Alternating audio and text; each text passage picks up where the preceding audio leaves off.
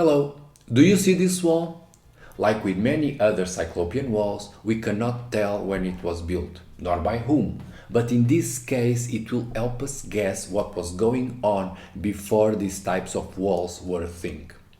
That is a unique circumstance, because Cyclopean masonry offers an endless source of puzzles to the history skeptic, mostly around what made the walls disappear, meaning if this technique was so popular at the time, covering nearly the whole world, why did they stop making it?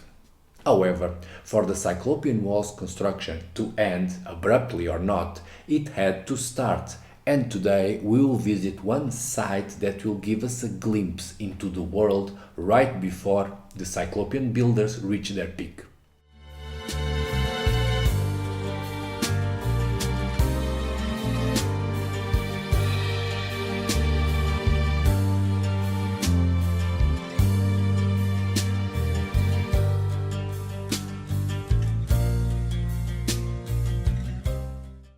This site in particular is the hill of Nebet in Plovdiv, Bulgaria. It has a polygonal wall for sure, featuring some large and properly fitted blocks. Little is left from the original Cyclopean works, and most of the rocks have been moved or reassembled. However, what is left leaves no doubt that it was a properly Cyclopean job of decent quality. It does not reach that absurd melting of the stones, seemingly impossible to make, such as the case of Alaka Ayuk.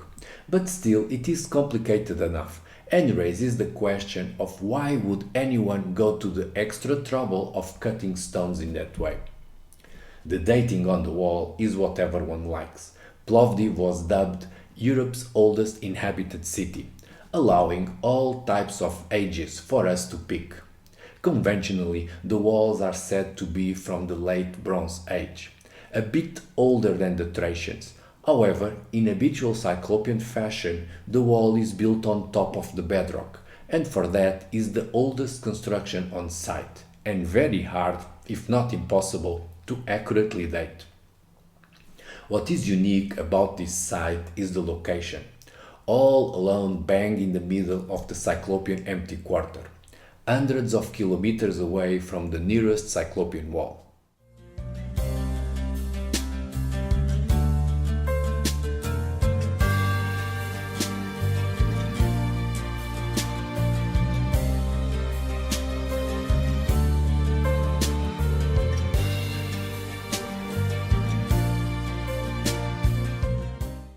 Just the previous video, I mentioned the Cyclopean empty quarter, a region more or less in line with ancient Thracia that is near to the biggest concentration of Cyclopean masonry, and yet it is also too far, as there is but one of these interlocking stone walls over there. You'd be better off by seeing the whole thing for yourself. But the necessary conclusion for now is that the Thracians were not building Cyclopean walls and were living in the corridor used by other non-Cyclopean builders to invade Greece.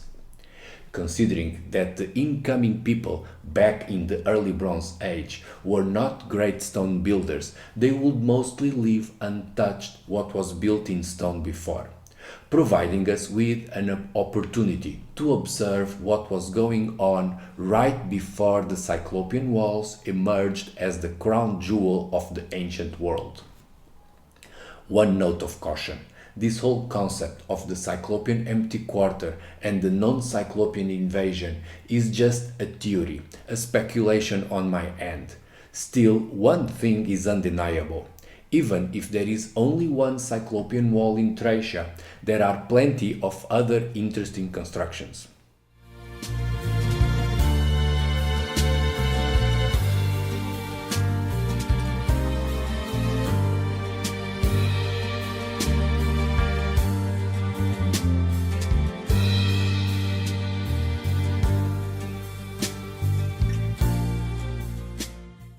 The Thracians were a successful kingdom during the classical period that provided their neighbors, both the Macedonian and the later Romans, with sufficient headaches. At their height in the 5th century BC, the Thracian kingdom covered an area reaching from the Danube River into Asia Minor and Macedonia, leaving their mark in many sites and fights. The Thracian cities were not really spectacular, meaning they had no Cyclopean walls, but they were important nevertheless. The Thracians founded Serdica, now Sofia, and they also set shop in this unpromising peninsula called Byzantium. Both cities extensively reused afterwards, and now difficult to check what was made back when. However, the Thracian capital Pseutopolis lies underneath a dam, which was an opportunity for the extensive research prior to the flooding, obviously, and yielded much info about the Thracian kingdom and their boarding houses of square blocks, reinforcing the conclusion that the people with the capital in a flood valley were not the builders of Cyclopean walls.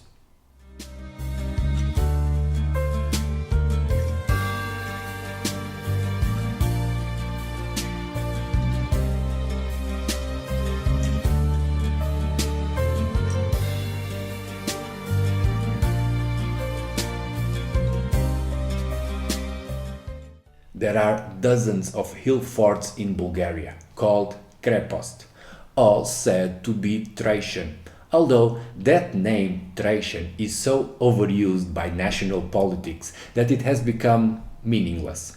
These kreposts could be a promising sign because some sort of hill forts are common in Cyclopean areas. Such is the case of the Nuraghi Towers or the Talayot of Menorca, or the hills in Georgia.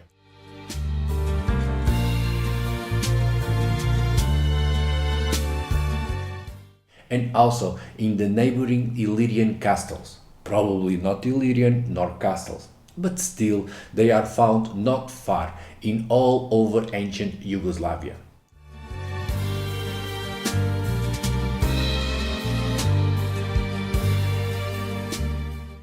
All those towers have in common having built with dry stone and sometimes Cyclopean masonry, meaning without mortar to glue the stones. But that's not the case of the krepost. In Thracia, hill forts have mortars securing the stones. Thus, they diverge significantly from the Cyclopean culture in that aspect. For having mortar in their construction, it's fair to say the krepost are not the work of Cyclopean culture, and thus mark the period where the separation from the neighboring cultures happened, or when the pre-Cyclopean populations were replaced in the empty quarter.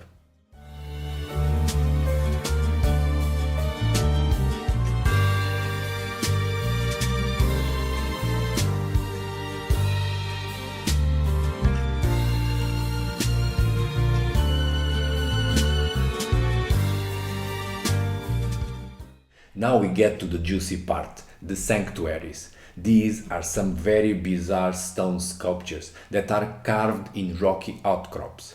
There are over a dozen such bizarre stone sculptures identified in Bulgaria, and there were probably many more, since only the really spectacular ones tend to be recognizable after reusage. So here's a review of the two best ones.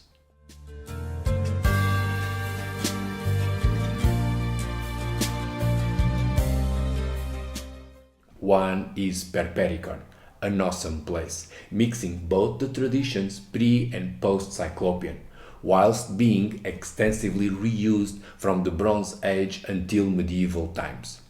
It was identified as a temple of Dionysius, and it was also the burial grounds for some Thracian big shots.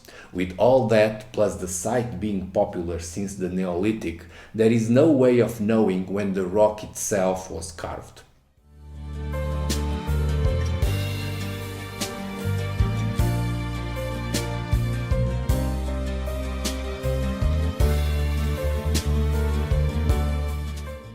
Then two is Tatu, another megalithic sculpture making it impossible to understand the builder's plan. This sanctuary is strikingly beautiful and is said to have the grave of the great musician Orpheus cut into the rock. Impractical as they are, these rock-cut graves are the only recognizable shapes in the site, as the rest of the works looks like a jumble of stonework on LSD, which is fitting for a rock star.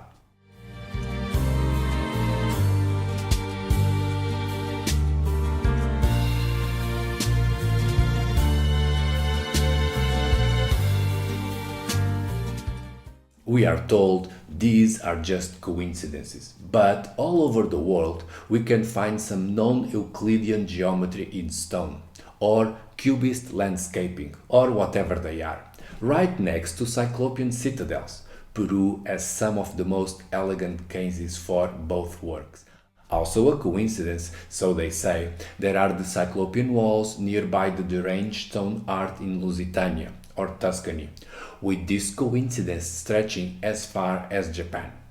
Also nothing but more than a coincidence are the stone-cut graves. Those can be found in many odd places of Europe and attributed to the most diverse cultures, from the Phoenicians to Christians or even Thracians. I know it sounds suspicious that ancient peoples without the tools to cut stone would be so fixated in reshaping rocking mountains onto all sorts of weird puzzles, but let's move on.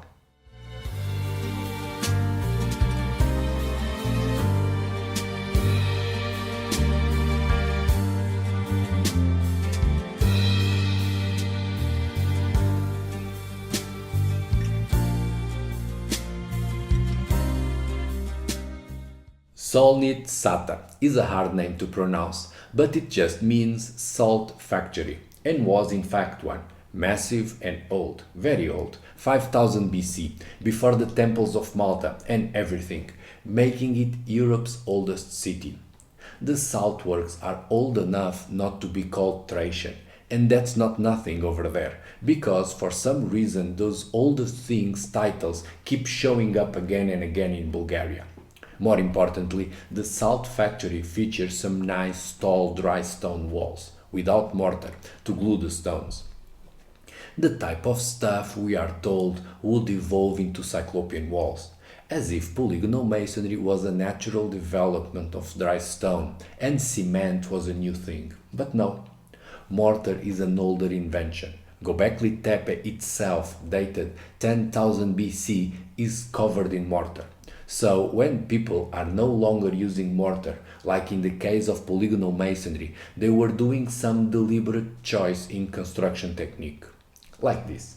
Why would anyone go to the extra trouble of cutting stones in odd shapes and piling them in a 3D puzzle when they can just use some cement and cut the workload to a fraction? Yeah, I don't know it either. No one knows why people build polygonal masonry, and that's why it's so damn interesting. Going back to Solnit-Sata, interesting as it is, I'd say the answer for the absence of mortar in there is simply the salt. The area would be so salty that made mortar hard to fixate. Thus, they likely had to resort to dry stone in the relatively basic city wall. I do not see anything especially Cyclopean over there.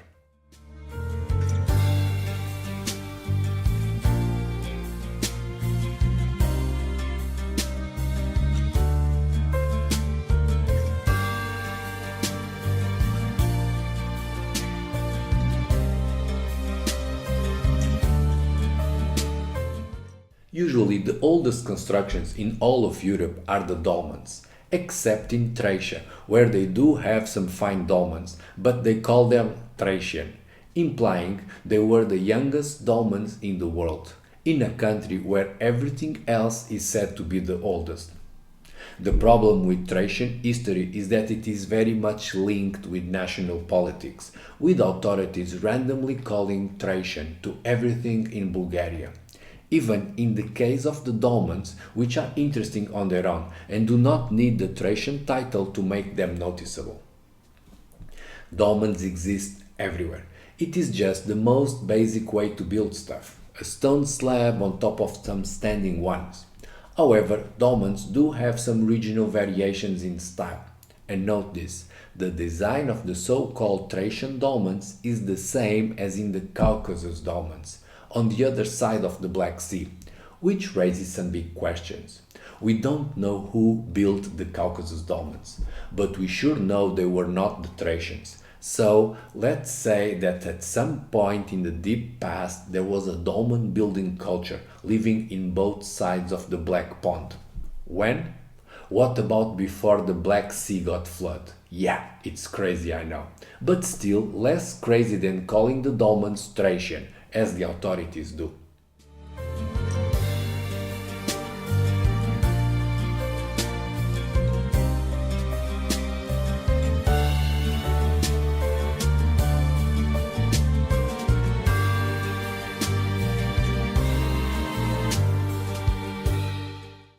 Now that I confused everybody enough doing this quick tour of the unique and misdated antiquities in Bulgaria, let's get back to Plovdiv and look at those walls properly. They are nice, polygonal and stuff, bearing no similarities to the crude Neolithic work in the salt mine city, nor to the dolmens.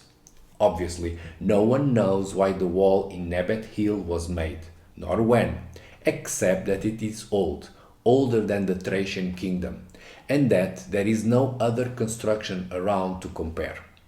So, my guess is that Nebet Tepe was a one-off, either an imitation or an immigration. During the time the Cyclops were busy at work in Turkey or Greece, maybe some band found their way into Plovdiv and paid their welcome there by building a wall.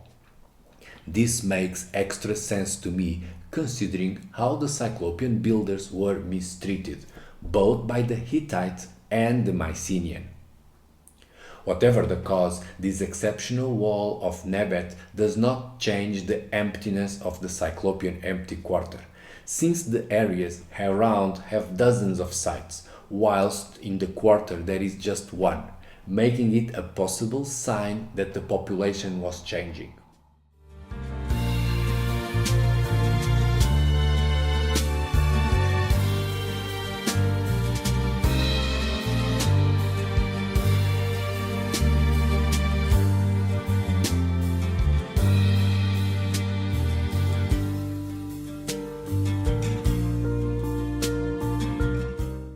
It should not be a coincidence that all over the world, near the Cyclopean walls, we do have those crazy bizarre stone sculptures, because both works require some incomprehensible stone carving capabilities, or at least some mindless devotion to the task. No normal rational engineer, without being possessed by evil spirits, would build that stuff in that way. The extra work required to fit odd shapes of stones is enormous, and they do it for no evident gain. That's also how we know Cyclopean walls were communicated, or a cultural trait, at least regionally, because it is a mad idea that would not come twice to any normal person planning to build a wall. So, the Waki mountain sculptures and the Cyclopean walls are found together because they would make part of the same cultural obsession with overworking the stone. And if one is found without the other, like in Bulgaria, where we mostly have just the sanctuaries, it suggests there was a cut in the culture that builds all that stuff.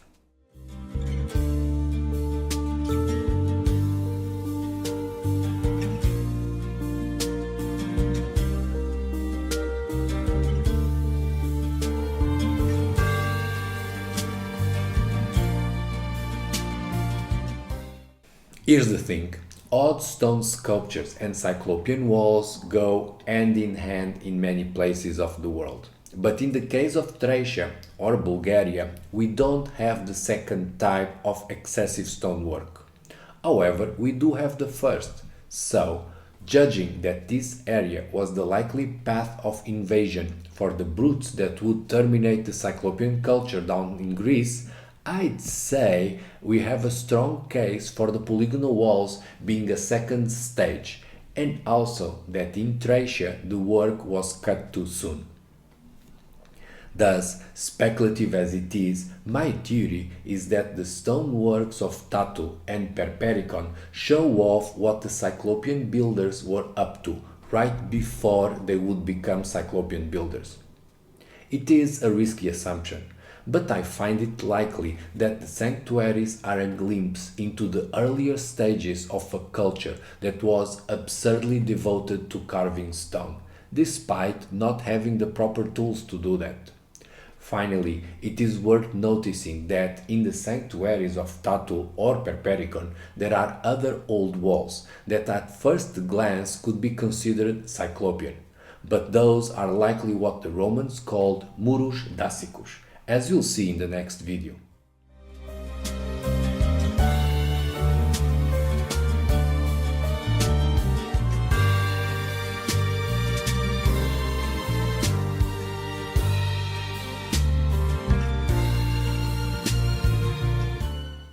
Until then, hope you liked it.